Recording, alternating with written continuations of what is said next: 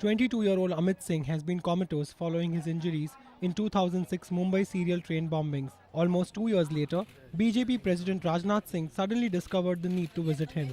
Rajnath's visit lasted less than 10 minutes, but what followed was on expected lines.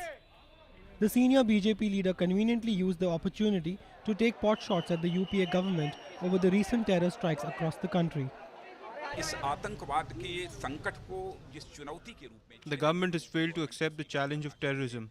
In fact, when it comes to thinking about terrorism, this government has a chronic disorder. सब मिला-जुलाकर यदि मुझे कहना हो तो मैं कह सकता हूं कि कहीं न कहीं आतंकवाद के मुद्दे पर इस गवर्नमेंट की सोच में क्रॉनिक डिसऑर्डर आ गया है. In 2007, senior BJP leader L.K. Advani visited Amit and promised all possible assistance in his treatment. But his family says Advani's assurance to help them has remained just that. उनका कुछ नहीं हुआ, वो फिर वापस उन्होंने कुछ रिप्लाई हम लोगों को नहीं दी. Advani ji had come to see my son, and at that time he had said that my son is in semi-coma. But after that day, we've never heard from him. उसने आंखों से blink सब कुछ किया था, लेकिन उसके बाद भी आज तक फिर पीछे मुड़ के हमारे साथ कोई न कुछ नहीं. Amit's family has been demanding a change of doctor, but to no avail. A disheartened family now claims that no amount of political influence can get them heard. इन लोगों पे कोई असर नहीं पड़ता, कोई MP है. No MP, no minister can change anything here. This is a very powerful hospital.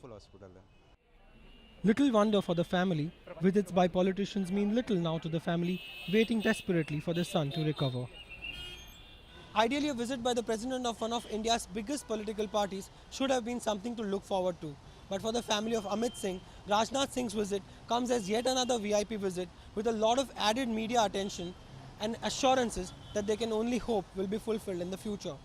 Ronak Kotecha, News X, Mumbai.